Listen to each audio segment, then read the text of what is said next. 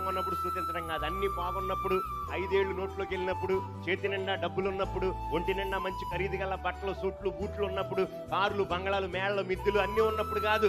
సమస్తం శూన్యమైపోయినా నా ప్రభువులో ఆనందించి స్తుతించేవాడు నా యేసయ్య కావాలి. హల్లెలూయా. అది అలాంటి వాళ్ళు కావాలి. అంతేగాని పెడితే పెళ్లికూడు, పెట్టకపోతే ఈడే ఆయన నెట చేసాడా దేవుడా అనేవాళ్ళు కాదండి.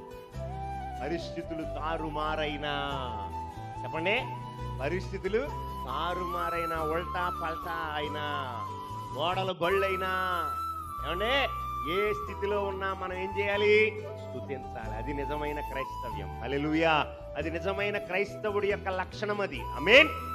అలాంటి వాళ్ళు ఉన్నారన్న నేటి దినాల్లో. భలే చెప్పారులే పాస్టర్ గారు, బాగా చెప్తున్నావు నువ్వు. బాగా చెప్పడమే కాదు, నేను చేస్తున్నా. అన్నీ ఉన్నప్పుడు నా దేవుడు గొప్పోడు అంటాం కాదు, నాకు అన్ని పోయినా నా దేవుడు గొప్పోడని నేను నిలబడ్డా. ఆమేన్. నేను గొంతులో ప్రాణం ఉన్నంత వరకు నేను అదే స్టాండ్, వెనక్కి తిరిగేది లేదు. ఏమున్నా లేకపోయినా, వికారినైపోయినా నా ప్రభు గొప్పోడు, ఆయన నాకు ఇచ్చిన రక్షణ గొప్పదే, ఆయనే నా దేవుడు, ఆయనే నా ప్రభు అని ఆయన నేను స్తుతిస్తా. ఆమేన్. అది నిజమైన క్రైస్తవుడు కలిగి ఉండాల్సిన లక్షణాలు.